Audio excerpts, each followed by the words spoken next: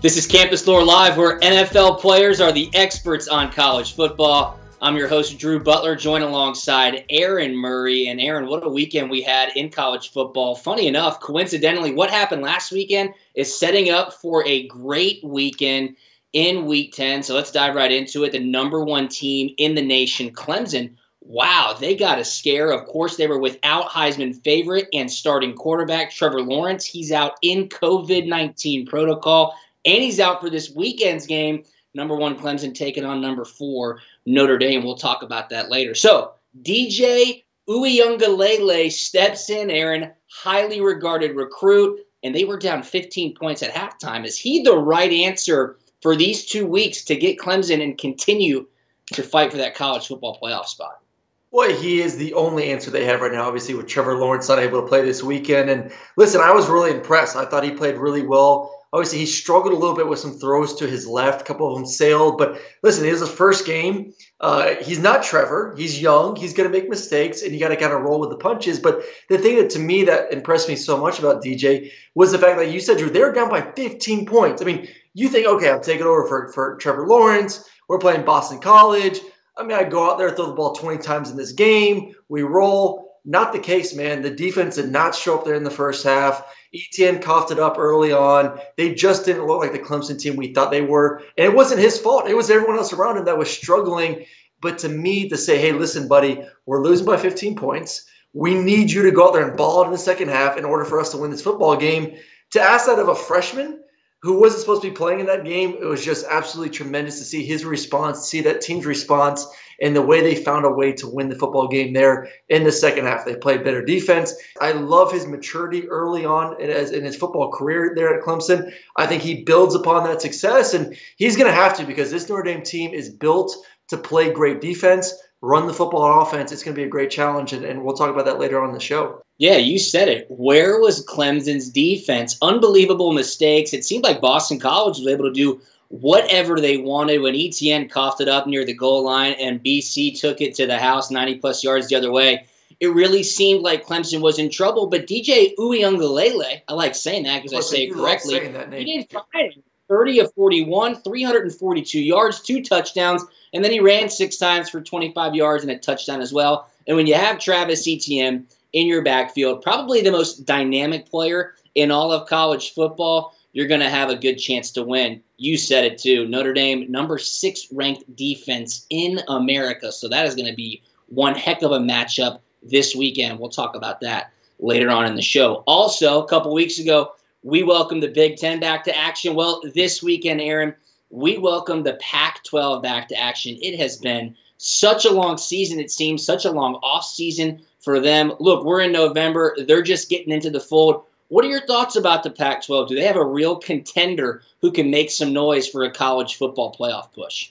It's either someone in the Pac-12 shows up to say, hey, we want that 4th spot, or another conference is going to get in, or our boy Cincinnati. We'll see. But to me, that I'm going to be watching out for in the Pac-12 is USC. They're returning Slovis at quarterback, 30 touchdowns last year as a freshman, did a tremendous job. He has a lot of depth at receiver back with St. Brown and Vaughns. And then they got 9 starters back on the defensive side of the football. To me, they have the most talent back. They have an experienced quarterback who played really well last year. I'm excited to see what the Trojans can do. I think them, along with Oregon, doesn't return as many guys, but they've recruited extremely strong. I love their head coach. So I think those are the 2 teams I'll be keeping my eye out on early on in the season for the Pac-12. They only have 2 teams in the top 25 at this point. Oregon's ranked number 12. USC number 20. And Aaron, I just have a really hard time with having a dark horse emerge as a contender. Maybe Arizona State, but they would really need to get a great start as they face off against USC this weekend. We'll touch on that later on in the show. And lots of attrition in the Big Ten. You mentioned the Big 12. Oklahoma State gets upset by Texas. It seems like they're out at this point. But the Big Ten, they're beating up on each other early. Ohio State is in that elite category of teams in the nation, sitting in at number 3 right now. Can anybody test Ohio State in the Big Ten?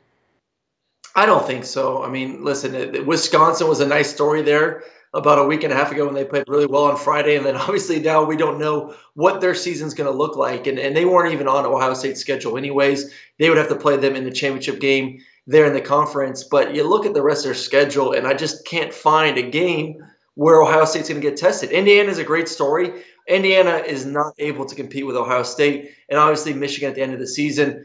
We saw Michigan slip up this past weekend. So to me, the way Ohio State's able to play both offensively and defensively, I just don't see anyone in a conference schedule knocking these guys out. It's just going to have to be some crazy injury issue, some COVID issue, or just a game that they just fall asleep for someone to take advantage of that in order to knock the big boys out. But right now, I just see a very focused team led by Justin Fields, who knows that, listen, man, this is my chance to possibly win a Heisman, especially with Trevor Lawrence missing a couple games, and a chance to go out on top as a national champ. So I just think they're too focused to let one slip through their fingers this season. Yeah, absolutely. Totally agree with you. Wisconsin has halted football at the moment. Michigan, huge upset against Michigan State this past weekend, and Penn State 0-2 to start the season. Who would have thought? After the break, we're going to talk about that Michigan loss, and let's think about what Coach Harbaugh's future might be in Ann Arbor. Come on right back after this. We are back. You're watching Campus Lore Live, and Aaron, Michigan was a great story after week one with a huge victory against Minnesota to kick off their 2020 season. They turn around in week two. They're hosting in-state rival Michigan State.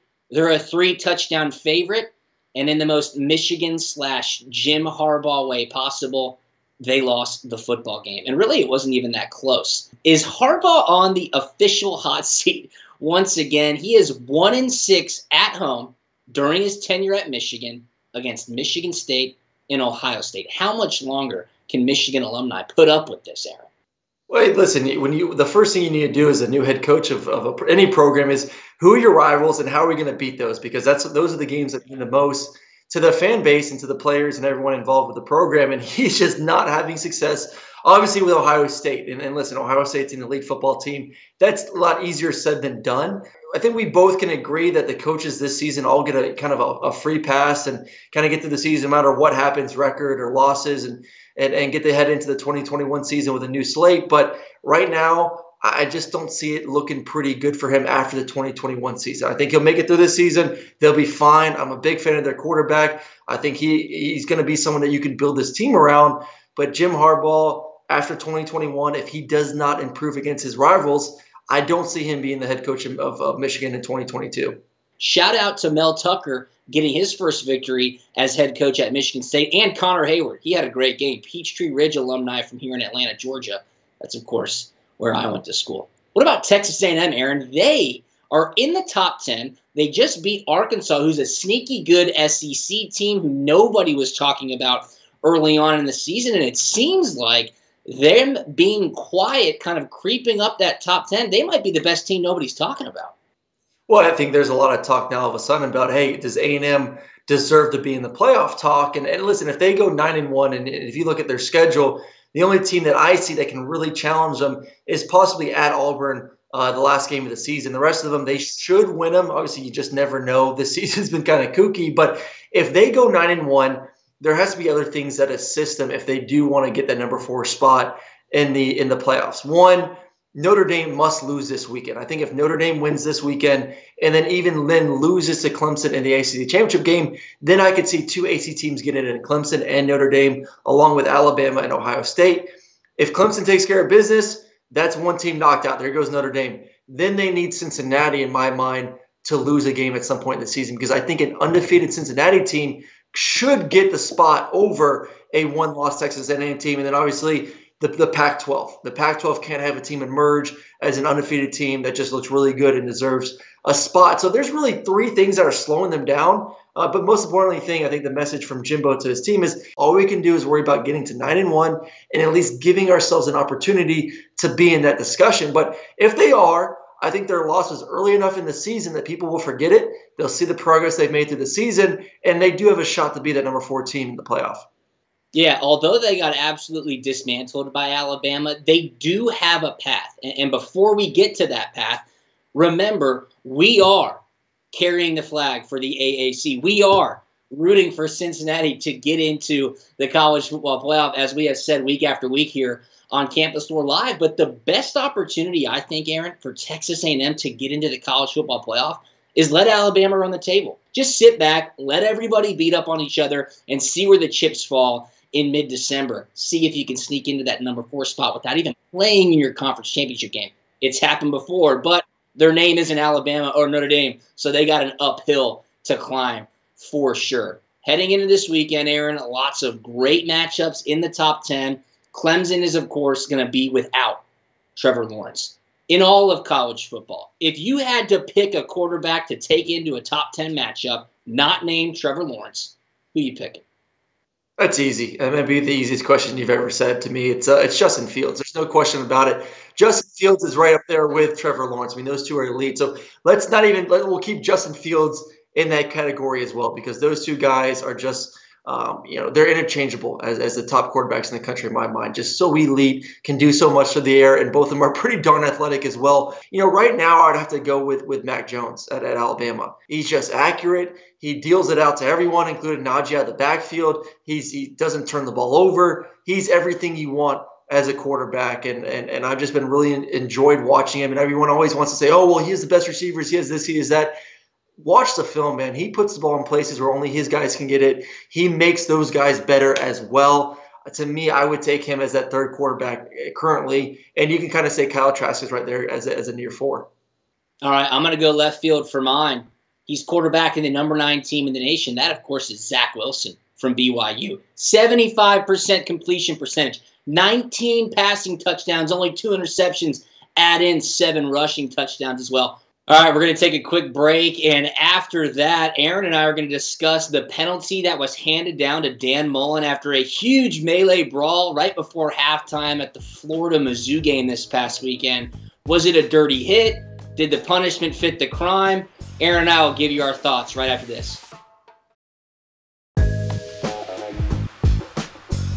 We are back. You're watching CampusLore Live. Drew Butler and Aaron Murray here. Aaron, it was a Saturday night football game. You and I talked about it last week. Could maybe Florida get off to a slow start after 3 weeks off because of COVID situations down there in Gainesville? And they welcomed in Missouri.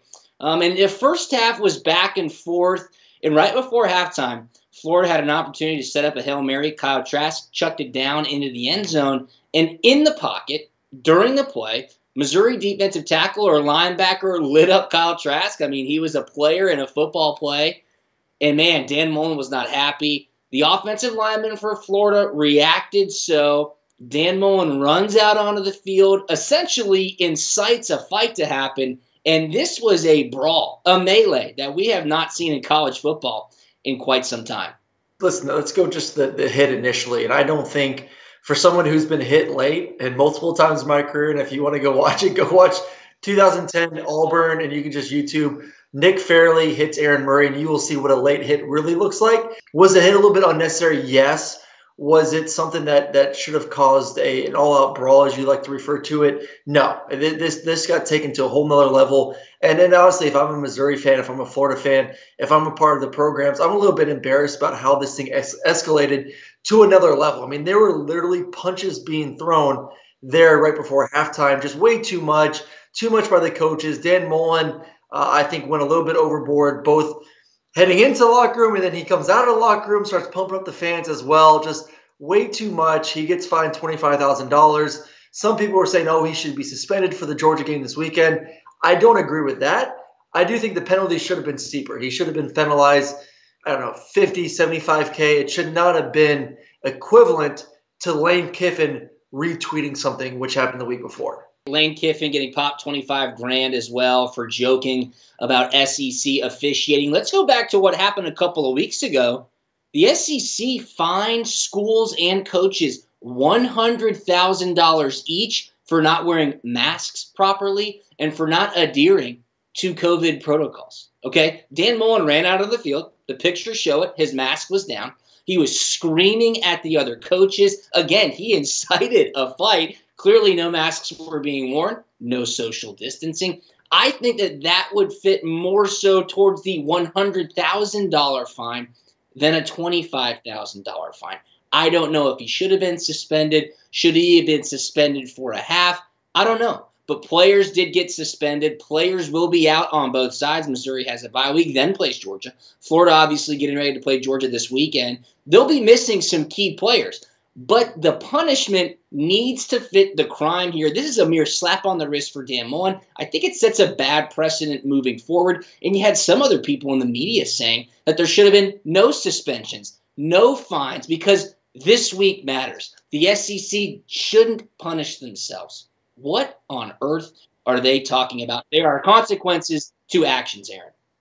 You said it. These are grown men. These are players, and sometimes we refer to them as kids, but they want to be referred to as grown men. If you go tell an 18-year-old, a 22-year-old football player, hey, what's up, kid? Like, no. I'm a grown man. Well, then act like one. And if you're going to start a fight and throw some punches, then you're going to be disciplined like one as well. So these kids deserve the penalty. Dan Mullen deserves more than $25,000. I agree with you. It's a slap on the face. But they will miss some of those guys this weekend for Georgia.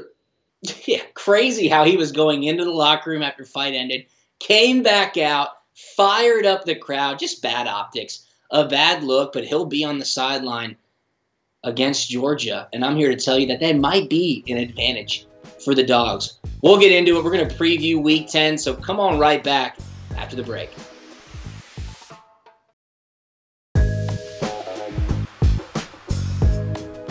All right, welcome back. Aaron, Week 10 is on tap, and we talked about it early on in the show. What happened in Week 9 directly coincides with what is going to happen this weekend. A lot of college football playoff implications, top 25 and top 10 matchups are on deck. Let's go to the Big Ten. We talked about Michigan and Jim Harbaugh. They are in a world of hurt after a huge upset against Michigan State a week ago. We got number 23 Michigan hitting the road, heading to Bloomington to take on the number 13 ranked Indiana Hoosiers. Aaron, do the Michigan Wolverines get back on track?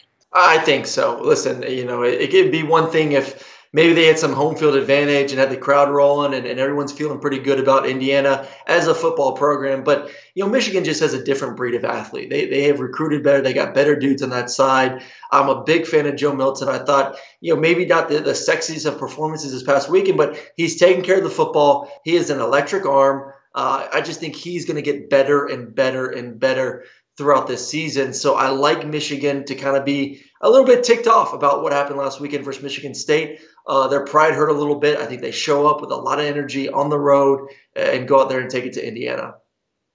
I think Michigan has their backs up against the wall. They should have won that game last week, and they really beat themselves up pretty badly. Coach Harbaugh, you're in a desperate spot, my man. Get the boys to rally around, head into Bloomington, and take care of business. We talked about the alumni and how much longer they can put up with it.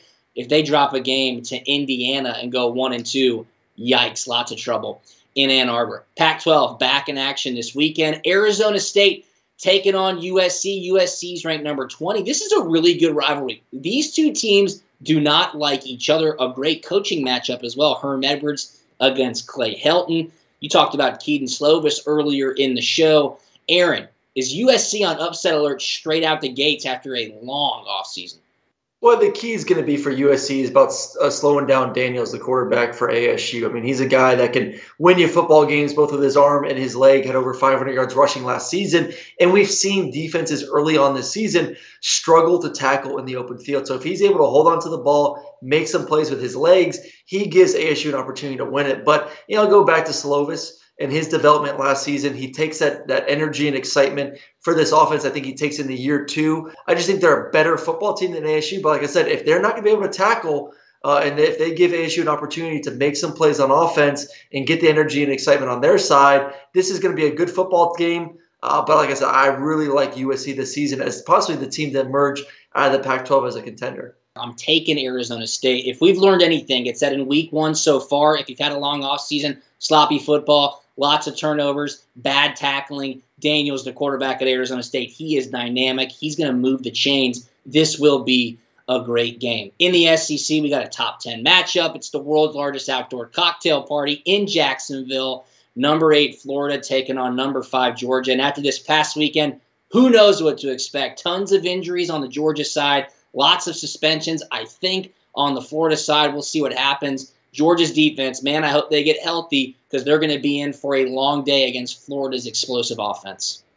Yeah, and listen, they struggled against Alabama in that explosive offense when they were healthy, and you're going to be missing for Georgia their top two safeties, and that's going to be an issue because we're talking about Kyle Pitts, one of the premier tight ends in college football, most likely a first-round draft pick. The guys that would be covering him are linebackers and safeties. So I don't know how good you feel about Georgia about covering him. So you're probably going to see a lot more zone coverage compared to what you usually see with Georgia. A lot of man-to-man coverage. They feel good about their guys on the outside matching up. So they're going to have to find a way to slow down this offense for Florida. I don't know how you do it. One way is just keep the ball. You know, we saw Georgia last weekend versus Kentucky. Run. You know,